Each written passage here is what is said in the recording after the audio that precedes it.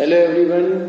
In last lecture we have completed the allotropes and the versatile nature of carbon, the properties of different carbon like catenation, tetravalency, isomerism. But isomerism we have not discussed. We have put it in hold, and today we are going to discuss about organic compounds.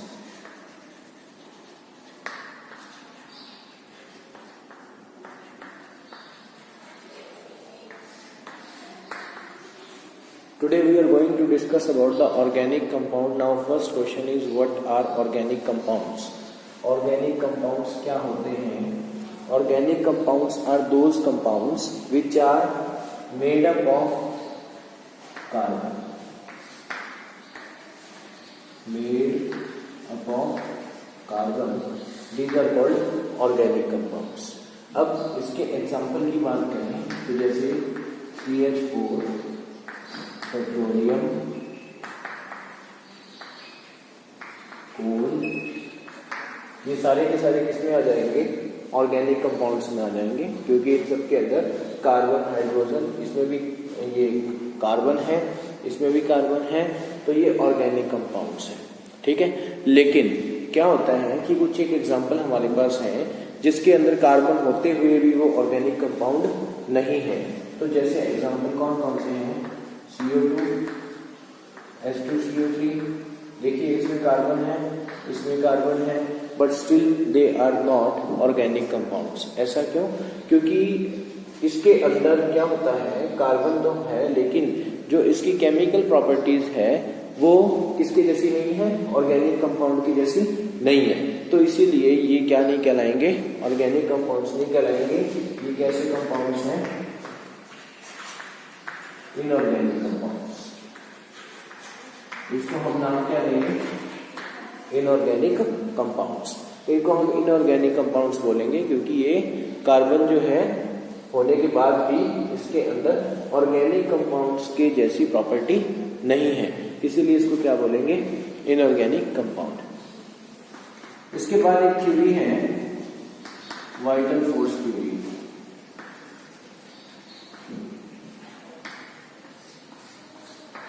ये vital force theory क्या बोलती है भाई?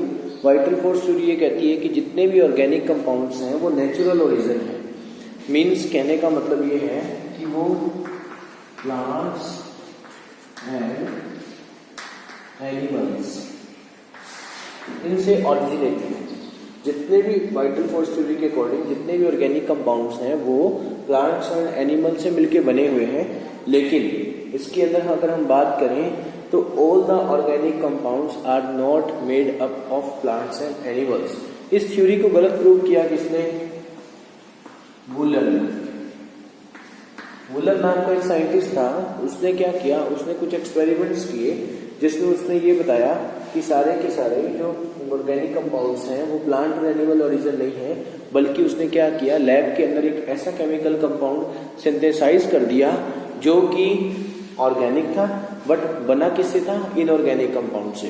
तो उससे क्या पता लगा कि ऑर्गेनिक कंपाउंड्स जो है वो प्लांट और एनिमल से नहीं बल्कि लैब में भी सिंथेसाइज किए जा सकते हैं. तो उसको हमने नाम दे दिया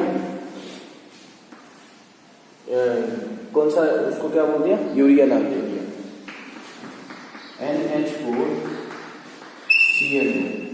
NH4CnO. इसका नाम है अमोनियम साइनेट.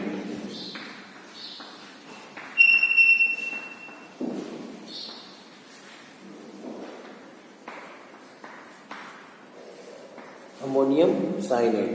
अमोनियम साइनेट हमने लिया और अमोनियम साइनेट से इसने बना लिया यूरिया. NH2CO NH2 यूरिया बन गया ये. लेकिन किससे बना? अमोनियम साइनेट से. ये जो अमोनियम साइनेट था वो इनऑर्गेनिक था, लेकिन जो कंपाउंड बना वो कैसा बना? Organic.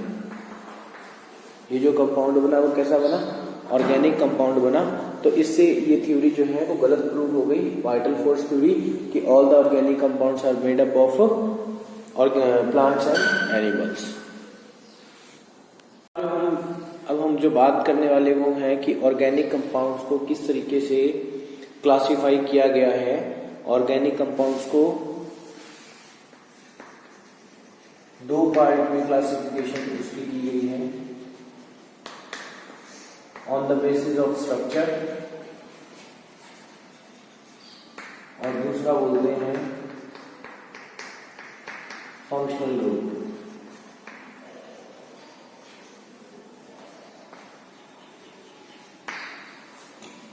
On the basis of its structure and on the basis of its functional group हमने ऑर्गेनिक कंपाउंड्स को दो पार्ट में क्या कर दिया, क्लासिफाई कर दिया। फंक्शनल ग्रुप इस बार हमारे सिलेबस में नहीं है, हमने सिर्फ on the basis of its structure पढ़नी है कि किस तरीके से ऑर्गेनिक कंपाउंड को क्लासिफाई किया गया है। तो सबसे पहले हम इसकी स्ट्रक्चर बनाना सीखें कि किस तरीके से कार्बन कार्बन जो है आपस में एक दूसरे के साथ बॉन्डिंग करते हैं। तो इसमें हम देखेंगे कि सबसे पहले हमने कार्बन लिया, इस कार्बन के साथ हमने ये सिंगल बॉन्ड अटैच कर दिए। एग्जाम्पल के तौर पर समझा रहा हूँ आपको मैं ये कि इसमें हमने कार्बन कार्बन कार्बन कार्बन के साथ सारे के सारे सिंगल बॉन्ड अटैच कर रखे हैं। अब देखिए सिंगल बॉन्ड जब हमने अटैच कर दिए तो नेचुरल सी बात है कि इसकी टोटल वैलेंसी कितनी होती है, एक कार्बन की 4। अब एक कार्बन की 4 है, लेकिन यहाँ एक कार्बन के साथ कितनी वैलेंसी लगी हुई है, कितने बॉन्ड लगे हैं, एक। हमने कितने बॉन्ड और बनाने हैं, 3, 1 2 3 4, ये 4 इसके बॉन्ड कंप्लीट हो गए। इस कार्बन को देखें 1 और 1 2, 3 और 1 4, 1 और 1 2, 3 और 1 4, 1 और 1 2, 3 और 1 4, 1 2 3। तो इसके साथ हम क्या निकालेंगे, हाइड्रोजन।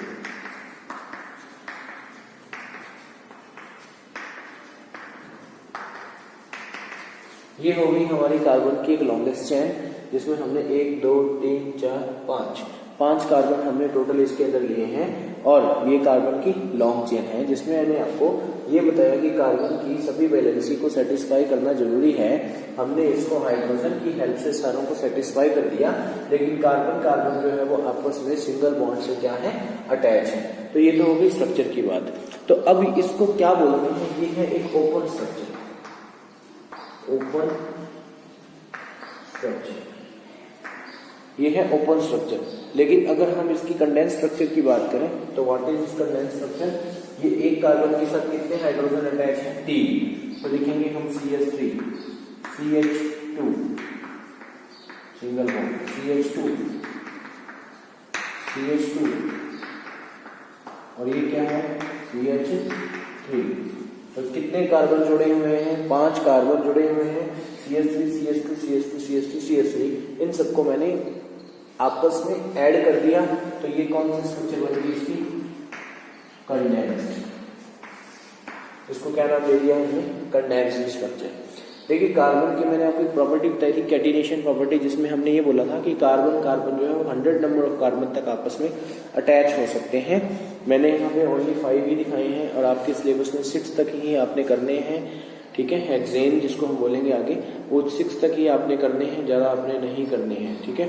ये तो हो गया कार्बन का सिंगल बॉन्ड की फॉर्म में, मैंने किस फॉर्म में ऐसे को दिखाया ये सारा।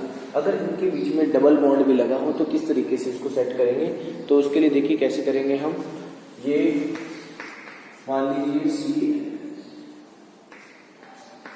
3 कार्बन है हमारे पास, इन 3 कार्बन में मान लीजिए एक कार्बन 2 कार्बन के बीच में डबल बॉन्ड है, तो कितने बॉन्ड होते हैं टोटल हमारे पास, 4 बॉन्ड होते हैं। तो 1 2 तो ये रहे, और 3 और ये 4, ये 4 इसके बॉन्ड्स कंप्लीट हुए, ठीक है। इसके पास 1 2 3, इस कार्बन के पास 1 2 3, कितने रह गए, 1, इसके पास 1 2 3, ठीक है। तो ये क्या हो गया, इसकी कंडेंस स्ट्रक्चर। तो ये क्या बन गई, CH2 double bond CH, CH2 double bond CH, single bond CH3। ये इसकी कैसी स्ट्रक्चर बन गई, कंडेंस स्ट्रक्चर। तो ये तो था हमारा ओपन स्ट्रक्चर और कंडेंस स्ट्रक्चर के बारे में। अब इसके अंदर जो है वो है साइक्लिक स्ट्रक्चर्स कैसे बनती हैं। साइक्लिक बनाने के लिए हम देखते हैं कि जैसे मान लीजिए एक कार्बन है, इसके नाम मैं आपको बाद में सिखाऊंगा कि किस तरीके से इनके नाम दिए जाते हैं। हालांकि देखिए अगर मान लें कि 1 2 3 4 5 को बोलते हैं पेंट, और सिंगल बॉन्ड पीछे लगा हुआ है तो उसको बोलते हैं एन, तो नाम होता है इसका पेंटेन। बट अभी आपको ये समझ नहीं आएगा, क्योंकि इसको हम डिटेल में एल्केन एल्कीन एल्काइन वाली सीरीज में जब हम करेंगे तब आपको ये क्लियर हो जाएगा कि किसको क्या बोलते हैं। ठीक है, सबसे पहले आपको ये ओपन चेन समझ आ चुकी है। इसके बाद हम जो करेंगे वो है आपकी साइक्लिक स्ट्रक्चर। साइक्लिक स्ट्रक्चर की बात करेंगे हम।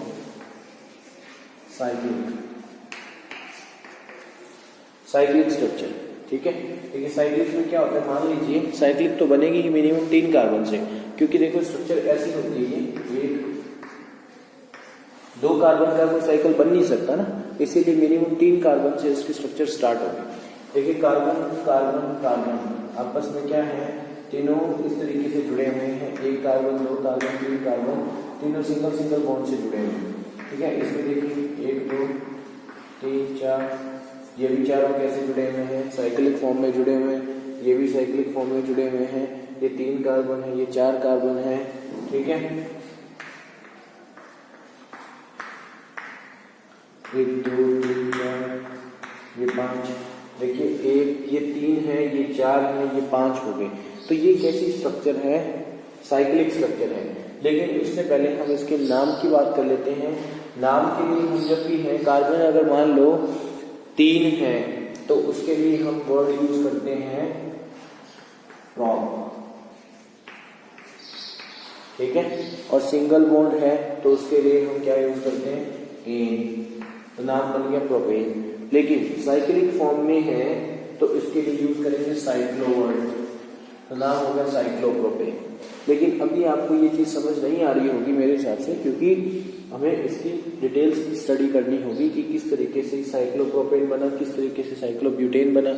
इसके लिए मैं आपको पहले वो डिटेल समझा देता हूँ कि किस तरीके से हम इस स्ट्रक्चर्स को बनाएंगे। तो देखिए कैसे, कि वैसे साइक्लिक स्ट्रक्चर है। तो सबसे पहले हम उसी की बात कर लेते हैं। देखिए कैसे, सबसे पहले हम आप लिखिए कार्बन, नंबर ऑफ कार्बन कितने हैं, नंबर ऑफ कार्बन 1 2 3 4 5 6, ये 6 कार्बन मैंने लिख लिए। नंबर ऑफ कार्बन कितने हैं, 6। ठीक है, इसके बाद 1 कार्बन को क्या बोलते हैं, मैथ, 2 को क्या बोलते हैं, एथ, 3 को क्या बोलते हैं, प्रॉप, 4 को क्या बोलते हैं, ब्यूट, 5 को क्या बोलते हैं, पेंट, और 6 को क्या बोलते हैं, हेक्स।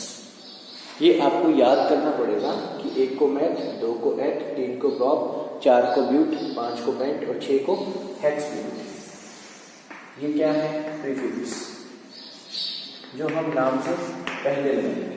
ठीक है, अब हमारे पास जो कार्बन है उसमें जिसको हम बोलेंगे हाइड्रोकार्बन, जो कार्बन और हाइड्रोजन से मिलके बनते हैं उनको हाइड्रोकार्बन बोलते हैं। और हाइड्रोकार्बन में सबसे पहले बात करेंगे हम एल्केन की, फिर करेंगे बात एल्केन की, और फिर बात करेंगे एल्काइन की।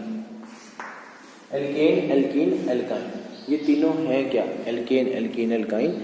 देखिए जिसके अंदर सिंगल बॉन्ड होता है उसको एल्केन बोलते हैं, जिसमें डबल बॉन्ड होता है उसको एल्कीन, और जिसमें ट्रिपल बॉन्ड हो उसको क्या बोलते हैं, एल्काइन बोलते हैं।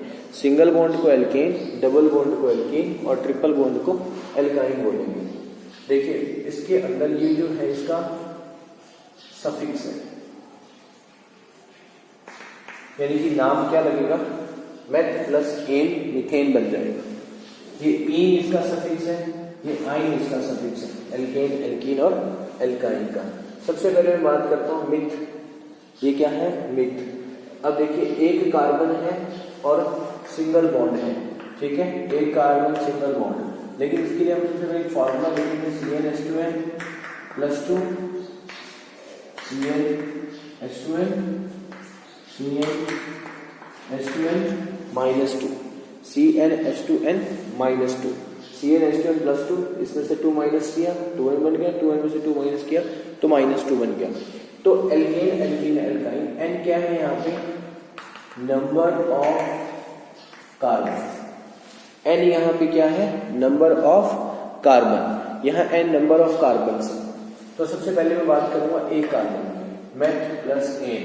देखिए C1 1 पुट करते हैं क्योंकि नंबर ऑफ कार्बन कितने हैं यहाँ पे 1, C, ठीक है। 2 1 जा 2 प्लस 2 क्या हो गया 4, 2 1 जा 2 प्लस 2 कितना हुआ 4, तो क्या बन गया CH4, नाम हो गया मीथेन।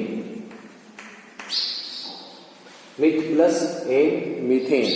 अब 2 कार्बन के लिए यहाँ 2 पुट करो 2C2, 2 2 जा 4, 4 प्लस 2 कितना हुआ 6, नाम क्या हो गया इथेन।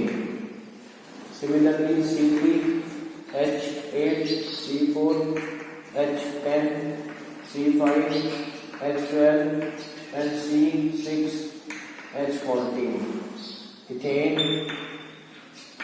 प्रोपेन, ब्यूटेन, पेंटेन और हेक्सेन।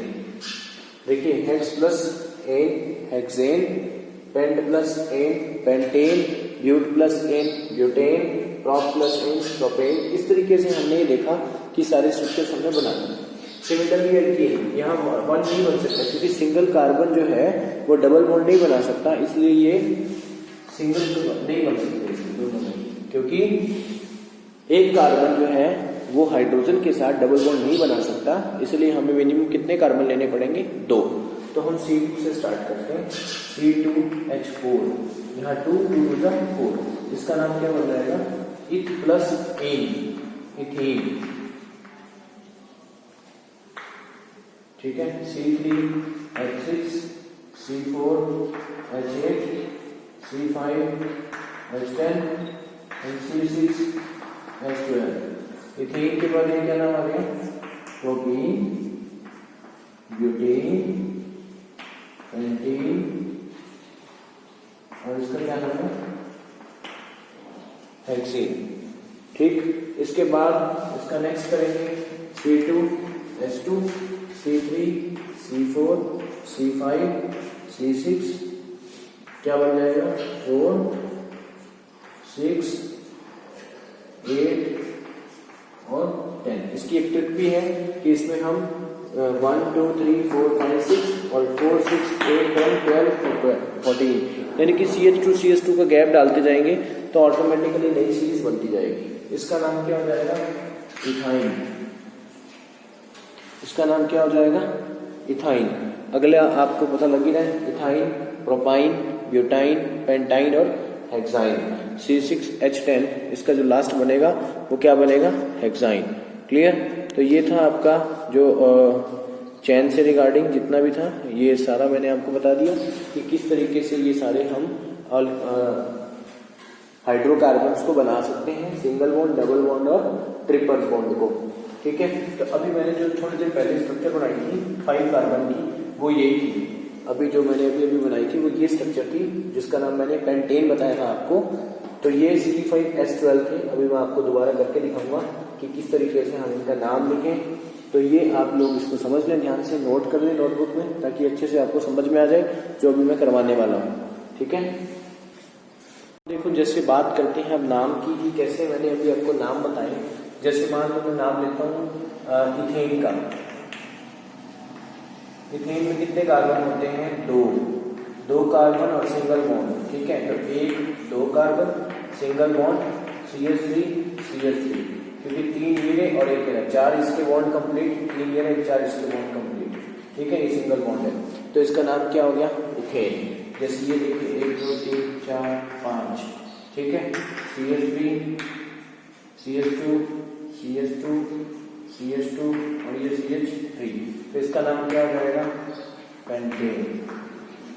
क्योंकि कितने कार्बन हैं? 5 कार्बन है, 5 कार्बन सिंगल बॉन्ड है तो नाम क्या आ जाएगा पेंटेन। ठीक है। डबल बॉन्ड का नाम देते जैसे मान लो मैं नाम लेता हूँ ब्यूटीन, ब्यूट प्लस एन। ठीक है। ब्यूट मतलब 4 कार्बन और एन का मतलब डबल बॉन्ड। तो इसमें डबल बॉन्ड मैंने मान लो यहाँ लगा दिया तो इसका नाम क्या है ब्यूटीन।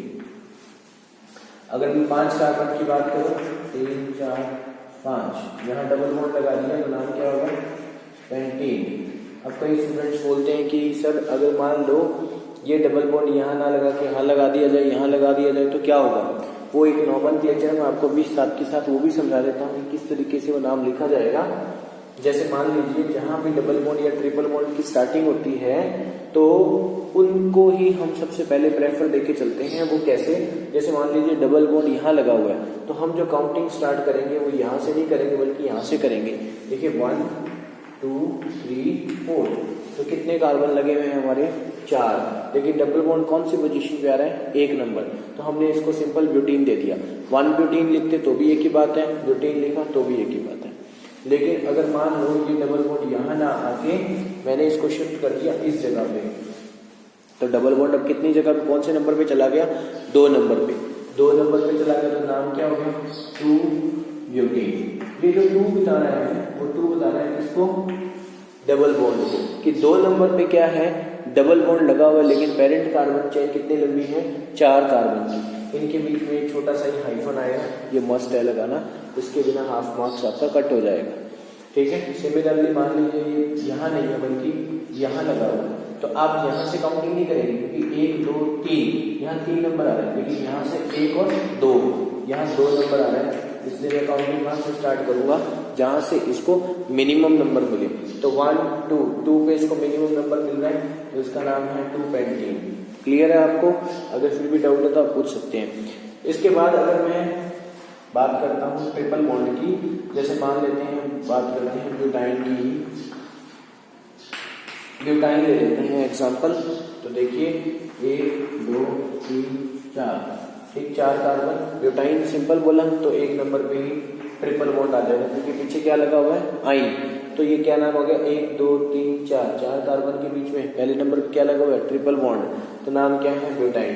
लेकिन इसी ट्रिपल बॉन्ड को मैंने शिफ्ट कर दिया इधर से किधर नंबर, कितने नंबर पे, इधर शिफ्ट कर दिया, तो नाम क्या हो जाएगा, 1 2 3 एंड 4, तो नाम क्या है, 2 ब्यूटाइन। इसका नाम क्या हो जाएगा, 2 ब्यूटाइन। तो इस तरीके से हम नाम लिख सकते हैं। सिंगल बॉन्ड की एक और देख लीजिए, मान लीजिए यहाँ 5 कार्बन ना लगा के मैं 6 कार्बन लगा देता हूँ, तो ये CH2 CH3, ये हाइड्रोजन आके पीछे जैसे भी आप लिख सकते हैं, आपकी मर्जी है। तो देखिए 1 2 3 4 5 6 को क्या बोलते हैं, हेक्सेन बोलते हैं। तो ये 6 है, तो नाम क्या है इसका, हेक्सेन। तो ये नॉर्मल एक चेन है तो इसको एन हेक्सेन भी कह सकते हैं हम, एन हेक्सेन, या नॉर्मल अगर IUPAC नेम की बात करो तो ओनली हेक्सेन, और कॉमन नेम की बात करो तो एन हेक्सेन। नॉर्मल, एन का मतलब नॉर्मल एक चेन जो कि हेक्सेन है। तो ये तो थे इसके नेम कैसे लिखे जाते हैं। अब इसमें कई बार क्या आ जाता है, इसमें कई बार आ जाता है कि आप डबल बॉन्ड और number of covalent bond count करके बताओ कि इसमें कितने नंबर ऑफ कोवेलेंट बॉन्ड बनेंगे। तो हम उसको कैसे करें, देखिए मान लीजिए मैंने इसी का ही कोवेलेंट बॉन्ड को काउंट करना है इसी स्ट्रक्चर के, तो कैसे कोवेलेंट बॉन्ड काउंट करूंगा, तो इसको आप पहले ओपन फॉर्म में लिख दीजिए। कोई आपको मान लो क्वेश्चन देता है कि पेंटेन के नंबर ऑफ कोवेलेंट बॉन्ड्स बताइए कितने हैं, तो 1 2 3 4 5, 1 2 3 1 2 1 2 कोवेलेंट बॉन्ड है ना सारे के सारे। हाइड्रोजन लगाने हैं उसको काउंट करने की अब जरूरत नहीं है, हाइड्रोजन कितने हैं, लेकिन कोवेलेंट बॉन्ड्स को काउंट करने पड़ेंगे। तो 1 2 3 4 5 6 7 8 9 10 11 12 13 14 15 एंड 16। तो इसमें कितने बॉन्ड्स हैं टोटल, 16 कोवेलेंट बॉन्ड्स हैं। ये तो थी आपके ओपन चेन के बारे में कि ओपन चेन की स्ट्रक्चर्स हम किस तरीके से लिख सकते हैं और कैसे इनको नाम दे सकते हैं। ठीक है। लेकिन अगर हम बात करें अब साइक्लिक फॉर्म की, तो साइक्लिक स्ट्रक्चर कैसे बनेगी, देखिए साइक्लिक स्ट्रक्चर। साइक्लिक के लिए जैसे मान लीजिए मैंने आपको अभी भी बताया कि 1 कार्बन 2 कार्बन 3 कार्बन, 3 कार्बन ये लगे हुए हैं हमारे, ये 3 कार्बन को हम नाम देंगे साइक्लिक फॉर्म में, तो नाम है साइक्लो, और 3 कार्बन का नाम क्या रहेगा, प्रोपेन, तो नाम हो गया साइक्लोप्रोपेन। इसके साथ हाइड्रोजन कितने आएंगे, 2 2, चाहो तो आप ऐसे भी ट्रायंगल बना सकते हैं। इसका मतलब यही है ना कि इस कॉर्नर्स पे क्या है, कार्बन ही लगे हुए, तो नाम हो गया साइक्लोप्रोपेन। अगर मैं बात करूं इसकी 1 2 3 4, तो ये कितने कार्बन है हमारे पास, 4, तो इसके साथ क्या लगेगा, हाइड्रोजन, ठीक है, या ऐसे स्ट्रक्चर भी आप बना सकते हो। इसका नाम क्या है? साइक्लोब्यूटेन। साइक्लो क्या बन जाएगा? ब्यूटेन। सिमिलरली क्या बन गया? हाँ जी, ये क्या बन गया? साइक्लोपेंटेन। इसका नाम है साइक्लोपेंटेन। और अगर इसकी बात करूं तो ये क्या है? साइक्लोहेक्सेन। इसका नाम क्या है? साइक्लोहेक्सेन। लेकिन अगर हम थोड़ा सा इसमें क्या करें? चेंज, एक डबल बॉन्ड यहाँ लगाया, फिर एक कार्बन एक बॉन्ड को छोड़ के फिर यहाँ लगाया, फिर एक को छोड़ के फिर यहाँ लगाया। मीन्स हमने अगर ऑल्टरनेटिव पोजीशन पे डबल बॉन्ड लगा दिया तो इसका नाम हम चेंज हो गया, नाम हो गया बेंजीन। इसका नाम क्या हो गया? बेंजीन। बड़ा इंपॉर्टेंट है, एग्जाम में आया था लास्ट टाइम।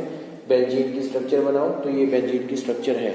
आप चाहो तो इस तरीके से बना सकते हो, चाहो तो इस फॉर्म में भी बना सकते हो, फिर डबल बॉन्ड लगाने पड़ेंगे आपको, ठीक है। या इसकी स्ट्रक्चर ऐसी भी बन सकती है, ये भी सही है। ऐसा गोला क्यों बनाया मैंने, ये बॉन्ड्स क्यों नहीं लगाए? तो ये बनाने का इसका मतलब होता है कि इसके जो बॉन्ड्स हैं वो अंदर रोटेट करते रहते हैं, रोटेट करते रहते हैं, तो इसको रोटेशन दिखाया गया है कि ये रोटेट कर रहे हैं बॉन्ड्स। तो इसको ये भी बना सकते हो, ये भी बना सकते हो, नहीं तो इस टाइप के ओपन चैन भी करके दिखा सकते हो। ओपन चैन मीन्स ये ओपन फॉर्म में दिखा सकते हो कार्बन एंड हाइड्रोजन को, लेकिन दिखाएंगे हम साइक्लिक ही स्ट्रक्चर की फॉर्म में। तो ये तो थी आपकी साइक्लिक कंपाउंड के बारे में सारा। उसके बाद जैसे हमने देखा कि हमने एल्केन, एल्कीन, एल्काइन जो किया, जिसमें सिंगल बॉन्ड, डबल बॉन्ड और ट्रिपल बॉन्ड थे।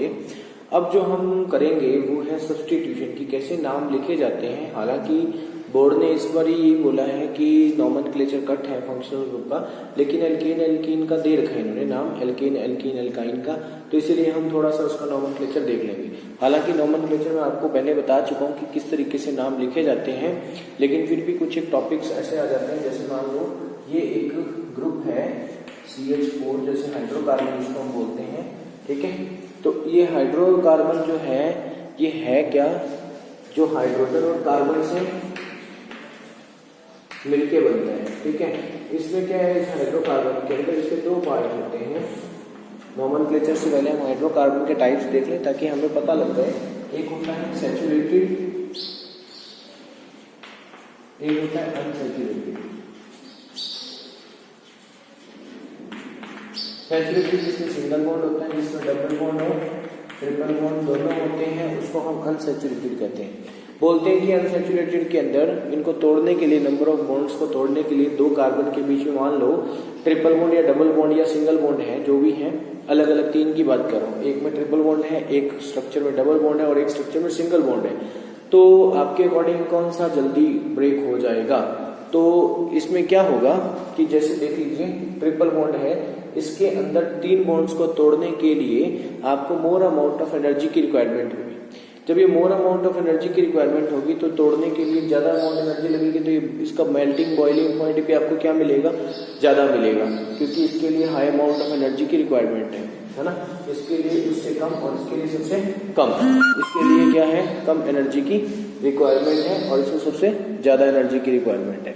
तो ये तो हो गया आपका इसके रिगार्डिंग कंसेप्ट। इसके बाद ये कहते हैं कि ये फ्लेम कैसे देते हैं। तो फ्लेम देखिए, जो अनसैचुरेटेड हाइड्रोकार्बन है उनको सफिशिएंट अमाउंट में ऑक्सीजन नहीं मिल पाती, इसीलिए वो क्या करते हैं? येलो कलर की फ्लेम देते हैं। लेकिन अगर मान लो इसकी बात करें सैचुरेटेड की, तो सिंगल बॉन्ड है, सिंगल बॉन्ड में अगर इनको सफिशिएंट अमाउंट में ऑक्सीजन मिलती है तो ये ब्लू कलर की फ्लेम देते हैं। देखिए, अगर सफिशिएंट नहीं मिलती तो येलो सूटी फ्लेम, सूटी मतलब धुएं के साथ सूटी फ्लेम देते हैं। और अगर सफिशिएंट अमाउंट में उनको ऑक्सीजन मिल रही है तो ब्लू कलर की विदाउट एनी स्मोक, ये क्या करते हैं? फ्लेम प्रोवाइड करते हैं। तो ये तो था सैचुरेटेड और अनसैचुरेटेड के बारे में। अगर अब हम बात करें थोड़ा सा नॉमेनक्लेचर के बारे में कि नॉमेनक्लेचर है क्या इसके अंदर। जो हमने CnH2n+2, CnH2n, CnH2n-2 किया था वो सारे जनरल फार्मूला है। आपसे कोई भी पूछे कि एल्केन का जनरल फार्मूला क्या है तो CnH2n+2 है, एल्कीन का बोले तो CnH2n है, एल्काइन का बोले CnH2n-2 है। तो अब हम इसकी बात कर रहे हैं CH4 की, ठीक है। जैसे मान लीजिए इसको क्या बोलते हैं अपना? मीथेन। और ये कौन सा है? Alkane hydrocarbon. अगर इसमें से एक हाइड्रोजन को रिमूव कर दिया जाए तो क्या होगा? तो ये CH3 बन जाएगा, जिसको हम मीथेन से नाम दे देंगे मिथाइल और एल्केन से नाम दे देंगे एल्काइन। ठीक है, अब देखिए ये एक ऐसा ग्रुप है जो सब्स्टिट्यूट ग्रुप है, इसके आगे इसका एक बॉन्ड अभी फ्री है। अब मैं ब्रांच की बात कर रहा हूं, नेक्स्ट ब्रांच कि ब्रांच कैसे बनती है। देखिए 1 2 3 4 कार्बन है, ये तो एक स्ट्रेट चेन हो गई, लंबी चेन है, लेकिन इसके नीचे एक कार्बन और लगा दिया जाए तो वो क्या बन गई, इसके अंदर अब ब्रांच बन गई। ठीक है, इसके साथ ये लगेगा CH3 क्योंकि 3 ये ना 1 है, 4 इसके बॉन्ड कंप्लीट है, CH3 CH CH2 CH3। ठीक है, ये क्या बन गया, हमारी ब्रांच स्ट्रक्चर बन गई। तो अब देखिए मैं नाम वहां से दूंगा जहां से इस ब्रांच को मिनिमम नंबर मिलता हो। यहाँ से 1 2 और 3 नंबर मिल रहे हैं, यहाँ से 1 2 3 4, यहाँ से 2 नंबर मिल रहे हैं, इसका नाम क्या हो गया 2 नंबर पे कौन लगा हुआ है, मिथाइल, क्योंकि इसका नाम मैंने ऊपर क्या रखा था, मिथाइल। तो 2 नंबर पे कौन है, मिथाइल, तो 2 मिथाइल। लॉन्ग चेन कितने कार्बन के, 4 को क्या बोलते हैं, ब्यूटेन, 2 मिथाइल ब्यूटेन, ये इसका नेम हो गया। क्लियर है, तो इसका नेम हम ऐसे लिख सकते हैं। ठीक है, अगर मान लो 1 कार्बन 2 कार्बन 3 4 5, ये मैंने 5 कार्बन की एक लंबी चेन बना दी, इस 5 कार्बन के साथ दो मिथाइल लगे हुए, एक इधर और एक इधर। ठीक है, अभी मैंने हाइड्रोजन नहीं लगाए, हाइड्रोजन आप खुद लगा लीजिए, आपको पता लग चुका है किस तरीके से हमने लगाने हैं। तो हमने देखा कि इसको यहाँ से 1 2 3 4 5, तो 2 और 3 नंबर पे क्या लगे हुए हैं, मिथाइल, तो नाम क्या बन जाएगा 2,3, क्योंकि 2 नंबर पे भी मिथाइल है, 3 नंबर पे भी मिथाइल है, नाम क्या हो गया 2,3 डाई मिथाइल, क्योंकि कितने मिथाइल है इसके अंदर 2, 2,3 डाई मिथाइल, और कार्बन कितने 1 2 3 4 5, 2,3 डाई मिथाइल पेंटेन। ये आपका क्या हो गया, इसका नॉमेनक्लेचर। इस तरीके से हम क्या लिख सकते हैं, इनके नॉमेनक्लेचर कर सकते हैं कोई भी कंपाउंड के। आप इसकी प्रैक्टिस करके देखिए, आपको समझ में आ जाएंगे। बस एक रूल का याद दिमाग में रखना है कि आपने जो सब्स्टिट्यूट है उसको मिनिमम नंबर देना है, जहां से स्टार्टिंग होती है, उल्टा नहीं स्टार्ट कर सकते, इधर से स्टार्ट करेंगे। लॉन्गेस्ट कार्बन चेन को सिलेक्ट करना है, जैसे मैंने इसको सिलेक्ट किया 5 कार्बन को। ठीक है, लॉन्गेस्ट कार्बन चेन, और उसके पेरेंट का नाम क्या है, पेंटेन, और 1 2 3 2 और 3 पे क्या लगा हुआ है, मिथाइल ग्रुप, तो इसको हमने यहाँ पे 2,3 डाइमिथाइल पेंटेन कर दिया। ये क्या हो गई हमारी, ये हमारी क्या बन गई, एक चैन बन गई और ब्रांच वाली बन गई। इसका नेम इस तरीके से IUPAC नेम दिया जाता है। इसको क्या बोलते हैं, IUPAC नेम। IUPAC नेम का मतलब क्या होता है, international union of pure and applied chemistry. ये आप 9th में भी पढ़ चुके हैं इसके बारे में। तो ये हमारी क्या हो गई सारी नॉमेनक्लेचर के बारे में कि कैसे एल्केन का नॉमेनक्लेचर किया जाता है। छोटी सी बात, एल्कीन एल्काइन का मैं आपको पहले ही बता चुका हूँ कि एल्कीन को किस तरीके से लिखा जाता है। वहाँ 2 कब लगता है, 3 कब लगता है, वो डिपेंड करता है आपके नंबर ऑफ बॉन्ड्स की पोजीशन पे, कि बॉन्ड कौन सी पोजीशन पे लगा हुआ है, सेकंड पोजीशन पे, थर्ड पोजीशन पे, किस पोजीशन पे है, उसके ऊपर वो डिपेंड करता है। ठीक है, तो ये क्या हो गया आपका नॉमेनक्लेचर कंप्लीट।